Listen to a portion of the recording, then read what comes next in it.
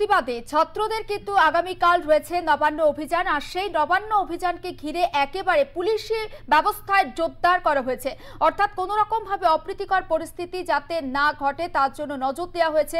Kolkata police, রাজ্য পুলিশের তরফ থেকে বিশেষ ব্যবস্থা নেওয়া হয়েছে। কারণ শুধুমাত্র যে নবান্ন অভিযান রয়েছে এমনটা নয়, কালকে ইউজিসির নেট পরীক্ষাও রয়েছে।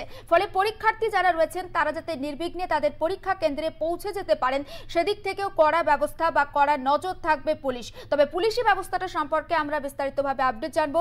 নিউজ রুমে রয়েছে প্রতিনিধি সঞ্জনা লাহিড়ী। সঞ্জনা, দেখো, আগামীকাল নবান্ন অভিযান রয়েছে এবং তার পাশাপাশি আগামীকালও কিন্তু সিভিল সার্ভিসের এক্সাম রয়েছে। স্বাভাবিকভাবেই কিন্তু প্রশাসনের তরফ থেকে সেই জন্যই কড়া নজরদারি রাখা হচ্ছে যাতে এই যে সমস্ত পরীক্ষার্থী রয়েছে তাদের যাতে কোনো রকম কোনো সমস্যার মধ্যে পড়তে না হয় পরীক্ষা কেন্দ্রে পৌঁছানোর সময়।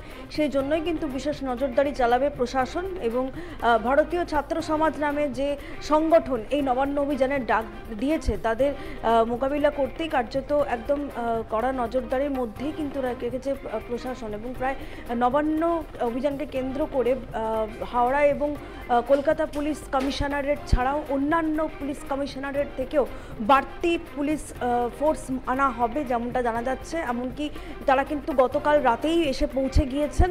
তার পাশাপাশি অফিসার র্যাঙ্কের যে সমস্ত পুলিশ আধিকারিকরা রয়েছেন অন্যান্য পুলিশ কমিশনারেটে তাদেরকেও কিন্তু সমানভাবে নিয়ে আসা হচ্ছে এবং নির্দিষ্ট দায়িত্ব দেওয়া হচ্ছে সেই সমস্ত পুলিশ আধিকারিককে। এই প্রসঙ্গে জানিয়ে রাখি, শুধুমাত্র নবান্ন চত্বর বা সেই সংলগ্ন এলাকা অর্থাৎ দ্বিতীয় হুগলি সেতুর কলকাতার র্যাম্প থেকে হাওড়া র্যাম্প পর্যন্ত এই এলাকাতেই কিন্তু প্রায় 2000 পুলিশ মোতায়েন করা হয়েছে। এবং এই 2000 পুলিশ ছাড়াও কিন্তু দেখা যাচ্ছে যে পুলিশের মধ্যে 21 জন আইজি র্যাঙ্ক এবং ডিআইজি পদমর্যাদার আধিকারিকদেরকে রাখা হয়েছে। 13 জন সুপারিনটেন্ডেন্ট এবং ডেপুটি কমিশনার সুপারিনটেন্ডেন্ট এই পদমর্যাদার আধিকারিকদেরকে রাখা হয়েছে। এর পাশাপাশি 15 জন এডিসিপি পদমর্যাদার আধিকারিকদেরকে রাখা হয়েছে। 22 জন অ্যাসিস্ট্যান্ট কমিশনার এবং ডেপুটি কমিশনার পদমর্যাদার আধিকারিকদেরকে রাখা হয়েছে এবং 26 জন ইন্সপেক্টর পদমর্যাদার আধিকারিকদেরকে রাখা হয়েছে। এছাড়াও কিন্তু কলকাতা পুলিশ থেকে সাব ইন্সপেক্টর, সার্জেন্ট, এছাড়াও হাওড়া এবং Hooghly commissionerate, Bidhannagar commissionerate, Siliguri police commissionerate, এরকম একাধিক পুলিশ কমিশনারেট থেকে পুলিশ কর্মী, বিশেষ করে যারা নিচুতলা অফিসার র্যাঙ্কে রয়েছেন অর্থাৎ সাব ইন্সপেক্টরদেরকেও কিন্তু যথেষ্ট পরিমাণে রাখা হচ্ছে এই নবান্ন অভিযানকে কেন্দ্র করে। এবং কোথাও যাতে কোনো রকম আইন শৃঙ্খলা পরিস্থিতি সৃষ্টি না হয় সেই জন্যই কিন্তু কার্যত এই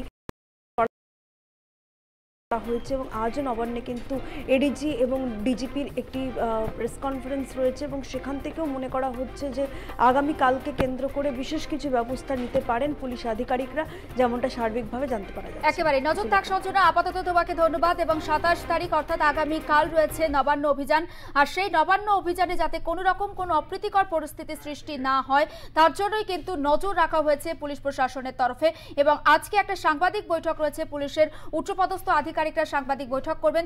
সেই বৈঠকে তারা ঠিক কি কি ব্রিফিং দেবেন আগামীকাল সম্পর্কে, ঠিক কি কি ব্যবস্থা থাকছে অবশ্যই সেটা আপনাদের সামনে আমরাও তুলে ধরবো। এখন সবাই বিরতির সঙ্গে থাকুন।